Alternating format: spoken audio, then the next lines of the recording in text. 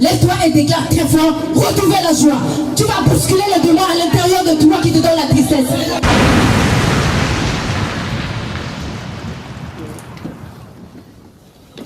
Le thème de ce programme, c'est retrouver la joie. Amen. Regarde quelqu'un dire retrouver la joie. Déclare-le très très très fort. Parce que le Saint-Esprit, c'est un esprit de force. C'est pas un esprit de timidité. Lève-toi et déclare très fort, retrouver la joie. Tu vas bousculer les démons à l'intérieur de toi qui te donnent la tristesse. Touche quelqu'un, tu dis retrouver la joie.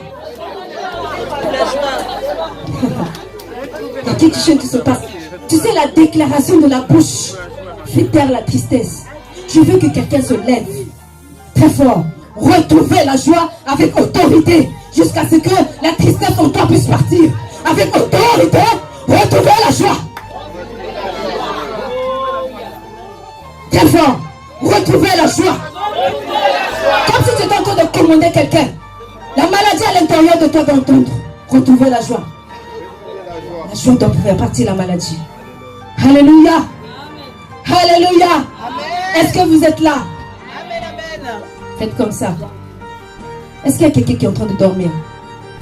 Est-ce qu'il y a quelqu'un qui dort? Il y a quelqu'un qui dort? Oh, dans la présence de Dieu. Est-ce qu'on dort? Amen. Retrouver la joie. Quand on parle de retrouver la joie, c'est que quelque part, on l'a perdu. Amen. Yes. C'est que quelque part, on l'a perdu. Et quand on perd sa joie, on n'est pas bien. Amen. On n'est pas bien du tout. Je pense que c'est la joie qui fait tout. Est-ce que vous êtes d'accord avec moi? Parce que dans la tristesse, on ne peut rien faire. On est là. Même quand on est bien, on dit non, ça ne va pas. La tristesse prend l'autorité. Amen. La joie, c'est le fait de prouver une douleur physique ou morale. Amen. On n'est pas bien en soi-même dans la vie. Amen. On n'est pas bien du tout dans sa vie. Regarde quelqu'un dit dans sa vie, on n'est pas bien quand on perd la joie. Et ça veut dire que c'est la souffrance qui s'installe. Alors nous allons voir 3 choses à chaque étape. Première chose. Pourquoi tu souffres? Regarde ton voisin. Dis pourquoi tu souffres. Pourquoi tu souffres? Regarde à gauche. Et regarde à droite. Tout le monde souffre, n'est-ce pas? Quand on n'a pas la joie, on souffre. Il y a la souffrance qui prend la place. Amen. Tu n'es pas heureux. Amen. Et dans la vie, tout le monde souffre et on a les 3 causes essentielles de la souffrance. La première, pourquoi tu souffres et les causes de la souffrance. Première chose, le cœur. Amen. Est-ce que quelqu'un peut toucher son cœur? Le cœur. Même la Bible en parle. Pour ceux qui ne croient pas. Parce que j'ai rencontré des gens qui ne croient pas. Mais ces personnes qui ne croient pas ont un cœur. C'est bizarre. Amen. Le cœur. La Bible déclare: garde ton cœur plus que toute, car de là viennent des sources de vie. Garde ton cœur. Je m'arrête là. Avec le Saint-Esprit, comme c'est une personne, je commençais à échanger avec ce Saint-Esprit. Il disait: pourquoi je dois parler du cœur, d'en retrouver la joie? Garde ton cœur, fais comme ça. Garde ton cœur, fais comme ça. Je dois garder mon cœur. Je dois garder mon cœur. Alors, il y a des personnes qui vont dans des formations. Il y a des formations d'agents de sécurité. Incendie, n'est-ce pas? J'ai déjà entendu parler. Il y a des formations d'agents de sécurité pour les entrepôts, pour les magasins, les vigiles. Il y en a qui gardent les banques, n'est-ce pas? On les voit. Même pour ceux qui ne croient pas, ils voient les vigiles. Voilà pourquoi il faut croire. Le monde nous enseigne, n'est-ce pas? Ils vont tous dans des formations. Tu fais un travail, ça ne te plaît pas, mais tu vas chercher peut-être une formation de sécurité, incendie, soi-disant peut-être ça paye un peu plus que la sécurité peut-être normale, où tu travailles la nuit, mais tu fais le gardiennage. Amen. Et les gens oublient, la Bible nous dit, garde ton cœur plus que toute chose. On prend le temps pour aller à une formation de sécurité incendie, sécurité de vigile de banque ou de magasin. On vous apprend comment pour essayer d'attraper un voleur. Mais personne t'apprend qu'il faut aller à une école où tu dois apprendre à sécuriser ton cœur. Fais comme ça, fais comme ça, fais comme ça, fais un mouvement. La formation de sécurité du corps. Formation de sécurité du corps. Du cœur. Le cœur. Il faut une formation pour apprendre à sécuriser ton cœur. Il faut garder son cœur plus que tout. Il y en a qui ont des bijoux, ils amènent des bijoux à Paris. Et ils font la sécurité des bijoux. Mais personne n'apprend à faire la sécurité de son cœur. Personne. Personne. Est-ce qu'il y a une école de sécurité du cœur dans le monde? Est-ce qu'on peut chercher sur Internet une école de sécurité du cœur pour qu'on ait en formation de tous? Nous tous qui sommes ici. Est-ce que quelqu'un peut trouver? Peut-être que papa a trouvé. Maman l'a trouvé. Prophète a trouvé l'école de formation de sécurité du cœur. Garde ton cœur plus que toute chose. Garde ton cœur. Alors ce dessin, c'est rouge et il y a des fissures sur les côtés. Amen. Il y a des fissures. Donc ça laisse l'accès. Ça veut dire que le cœur est brisé. Ça c'est un cœur brisé. Il n'y a plus de sécurité. Tout peut rentrer. Le cœur est rouge, le cœur saigne, et à cause de problèmes dans ce monde, dans le foyer, des problèmes dans la famille, des problèmes d'infidélité qui s'installent parce qu'il y a l'accès. L'infidélité rentre. Personne ne garde le cœur. Alors que la Bible nous dit, soyez sobres, veillez et priez, car votre adversaire, le diable, rôde tout autour. Le diable va se mettre à rôder tout autour d'un cœur. Son but, c'est de trouver l'accès, l'espace. Amen. Et il rentre, il se sert. Il vole la joie quand le cœur est brisé. Voilà pourquoi on a tous des problèmes dans la vie. Le but de l'ennemi, qui trouve un cœur brisé, qu'il ait l'accès, parce que la Bible dit garde. Alors il faut aller à la sécurité, à l'école de formation pour apprendre à garder son cœur. Amen. Le cœur, il y a l'accès de l'ennemi parce qu'il y a la violence. Dans les couples, dans le foyer, il y a un qui frappe physiquement ou avec des paroles. Tu insultes l'autre. Le cœur est brisé, l'autre est attristé. Amen. Il y a l'accès, l'ouverture. La tristesse rentre. le divorce rentre. Il y a un chemin là, il y a un passage. Il vient voler la joie.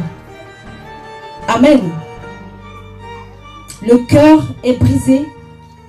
On souffre parce qu'on est dans la solitude. Et là, nous allons prendre Jean 16, 31, 33. On est dans la solitude. Le cœur souffre. Le cœur est brisé. On se dit, il me faut quelqu'un. Jean 16, 31. Dans ce pays, on nous enseigne qu'il y a des femmes seules.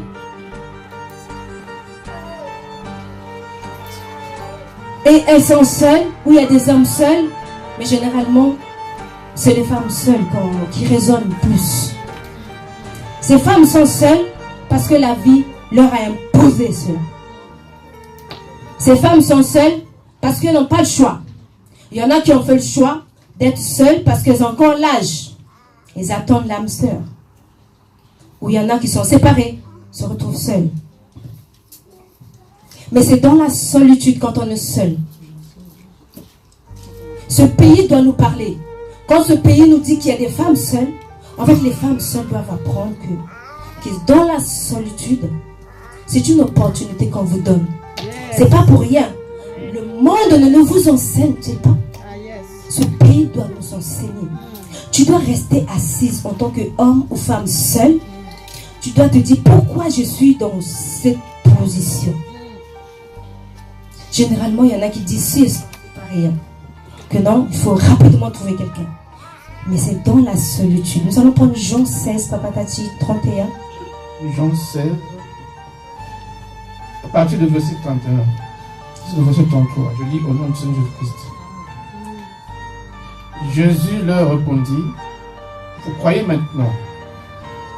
Voici, l'heure vient, et elle est déjà venue, où vous serez dispersés, chacun de son côté. On s'arrête d'abord là. L'heure vient. Quand on parle de l'heure vient, on parle du temps, n'est-ce pas? L'heure est déjà venue. Amen. C'est le temps où nous sommes. Et il se passe beaucoup de choses dans ce monde. On voit plein de choses, des dispersions. Dans la famille, dans le travail, entre les voisins, entre le couple, il y a plein de divorces. Même dans l'église, il y a maintenant des divorces. Même les pasteurs divorcent. L'heure vient où les pasteurs peuvent divorcer, mais l'heure vient. Ça leur parle aussi. Et l'heure vient où les païens aussi divorcent. L'heure vient. Ça parle aux païens aussi. L'heure vient, elle est déjà venue, où vous serez dispersés. La Bible n'a pas choisi quelqu'un. Il dit vous serez. Nous sommes tous dedans. C'est Jésus qui est en train de parler aux disciples. On peut continuer. Voici, l'heure vient et elle est déjà venue, où vous serez dispersés chacun de son côté, et où vous me laisserez seul. Mais je ne suis pas seul, car le Père est avec moi. Amen. C'est Jésus qui parlait. Maintenant, on va prendre Jésus et les disciples, on va leur mettre de côté. Nous sommes dans notre temps. L'heure vient où les personnes, peu importe, seront dispersées, même dans des foyers, dans des couples, même dans la famille. Mère, entre père et mère, il y a la dispersion. L'enfant est ailleurs avec sa femme, n'appelle plus la maman. L'heure vient. Nous sommes dans ce temps-là où ça doit arriver. Elle est déjà venue. Et ça ne doit pas nous étonner. Amen. Où vous serez dispersés, chacun de son côté. Même les couples, chacun de son côté. Quand ça arrive, chacun va de son côté. C'est écrit dans la Bible. Chacun ira de son côté. Vous me laisserez seul. Les disciples ont laissé Jésus seul. Mais Jésus disait qu'il était avec son Père. Donc, je veux dire à quelqu'un, quand tu te retrouves seul, tu n'es pas généralement seul, tu es avec quelqu'un. Jésus était avec le Père.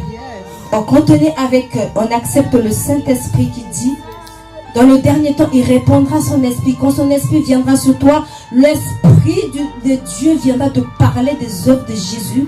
Il va te ramener dans les paroles de Jésus. Il va te ramener dans les versets où Jésus lui-même parlait. Et tu vas reprendre Jésus comme s'il était face à face avec toi.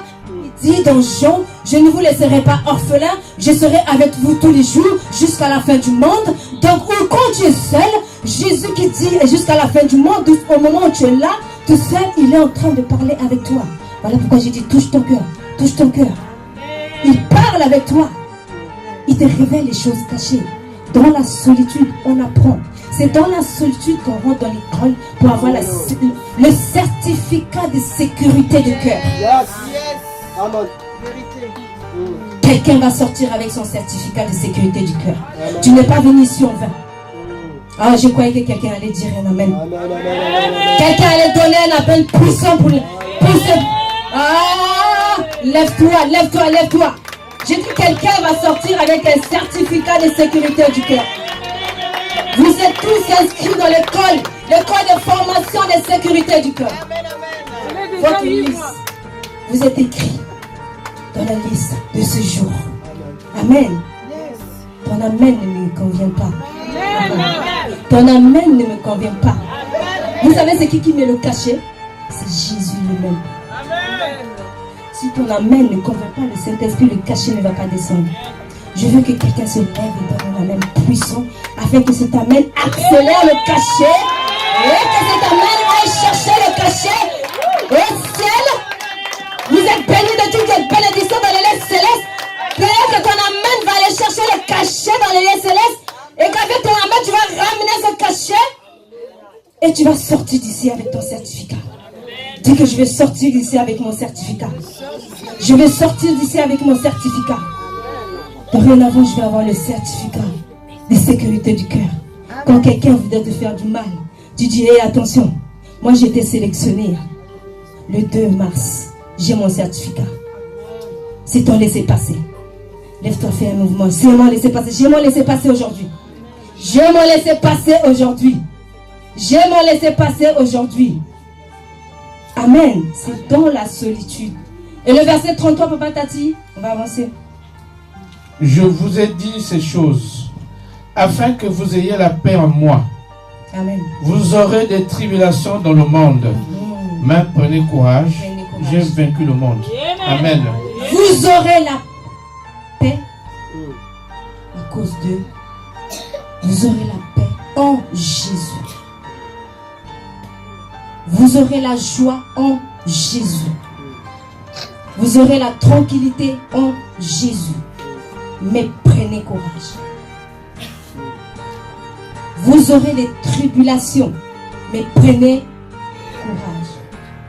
Il faut prendre. Il faut prendre. Il faut prendre avec violence. Il faut aller chercher ce courage. Si tu ne fais pas violence, tu ne peux pas avoir ce courage.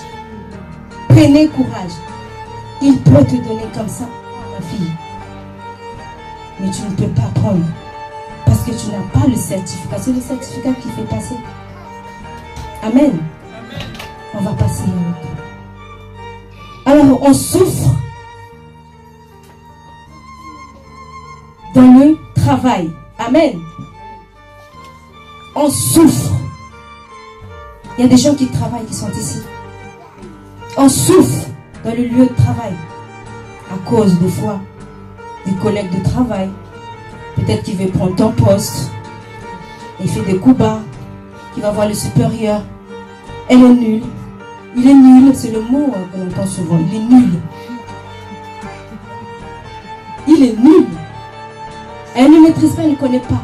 Il y a des madames et des messieurs qui connaissent tout. Ils font des coups d'état. Et on souffre.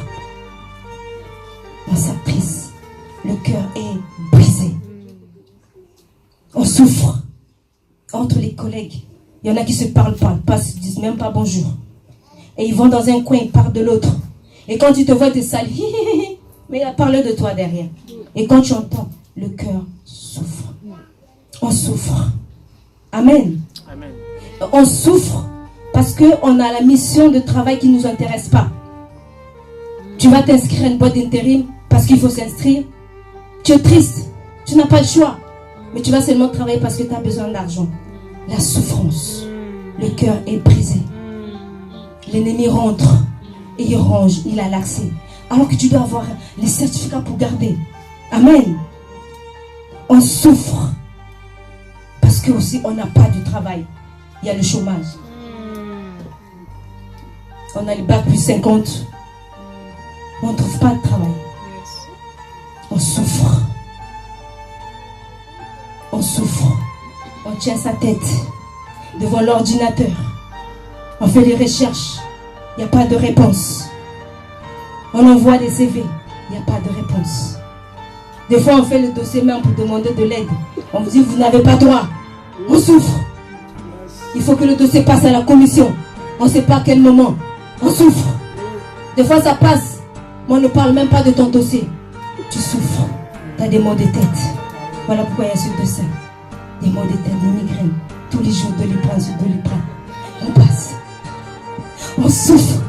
Est-ce que quelqu'un peut acclamer? Deuxième chose, le travail, la souffrance. Troisième chose, comme cause de souffrance, la santé. Amen. On voit qu'il y a des médicaments. Il y en a qui prennent des médicaments. Ça leur donne du poids. Il y en a qui prennent des médicaments tous les jours. Il y en a qui maigrissent. Il y en a qui prennent des médicaments parce qu'ils ne sont pas bien dans leur tête. À cause peut-être de la séparation. Tu deviens quelqu'un qui prend les médicaments. Tu es dans la dépression. Tu as ouvert un cœur. La dépression est rentrée dans le cœur. Et on te donne les médicaments tous les jours. Tous les jours. Tous les jours. Tous les jours. Tu es fatigué. Tu ne sais plus quoi faire. Tu manges mal. Tu n'as même plus d'appétit. Tellement que tu prends que des médicaments, pour toi les médicaments vont tout faire. Il y en a qui disent même je dois jeter les médicaments ne vont rien faire. On ne sait plus quoi faire, quoi choisir. Il y en a qui font des recherches, qu'est-ce qu'il faut manger? Pour maigrir ou pour grossir? La souffrance. On passe le temps à réfléchir. L'ennemi ronde. Son but c'est rôder. Quand tu rentres, il vole la joie. Il te pousse à faire autre chose pour que tu puisses être dans la tristesse. Et il y en a qui doivent faire du sport, mais qui n'ont même pas la possibilité. Mais on a les escaliers chez nous qui sont gratuits. Tu peux monter, descendre, monter, descendre, monter, descendre. Tu n'as pas peut-être l'argent pour aller t'inscrire au centre de sport. Tu dis je veux maigrir. Il y a des escaliers partout, dans n'importe quelle ville. Nous sommes bénis. Nous sommes dans un pays où tu as des escaliers, où les maisons ne sont pas en bas. Est-ce que vous pouvez acclamer pour vous-même? Tu montes. Il y a des accès où il n'y a même pas de code. Tu n'as même pas besoin de mettre le code pour rentrer. Mais les escaliers sont là. Tu montes, tu descends, tu montes, tu descends, tu réfléchis jusqu'à ce que ton certificat te rejoigne. Amen. Il y a quelqu'un ici qui va sortir avec son certificat. Oh, je croyais que tu allais me donner un amen vitaminé. Un amen bio. Un amen parce que tu vas avoir l'escalier gratuit. Tu vas monter, tu vas descendre et tu vas perdre du poids. Est-ce que tu peux perdre du poids comme ça seulement en marchant gratuitement? Amen. Et quand tu es en train de marcher, tu réfléchis et le Saint-Esprit marche avec toi. Il marche avec toi. Tu montes, il va te dire oui, deuxième étage, monte encore. Mais quand tu vas arriver au deuxième étage, il va te dire encore un autre problème. Donc c'était en fait les escaliers qu'on apprend. Vous savez, dans ce pays, j'étais tellement bénie, j'ai dit, mais Seigneur, c'est avec les escaliers, je regardais encore. Mais les escalators, là, avant, quand il y avait la grand-mère, il n'y avait pas des escaliers. Moi, quand j'étais venue, la première fois, ma maman me disait, quand tu vas arriver à l'aéroport, il y a un truc, là, on appelle ça l'escalateur. Tu tiens ta main droite pour que tu ne tombes pas, tu mets le premier pied pour que tu glisses. Et puis que tu ailles directement, parce qu'il n'y en avait pas. Mais nous avons des escaliers. Et les escaliers, moi, oui. Avec les escaliers, je monte. Deuxième étage, troisième étage, jusqu'au bout. Jusqu'au bout. C'est comme ça avec la souffrance. Premier étage, étape de souffrance, un autre certificat. Deuxième étage, un autre problème. Deuxième certificat. Et tu n'auras que de certificat en certificat. Amen. On va avancer. Et dans ces cas de figure, amen. Dans ces cas de figure, tu ne vois pas la solitude et tu ne penses pas à la souffrance. Amen. Amen.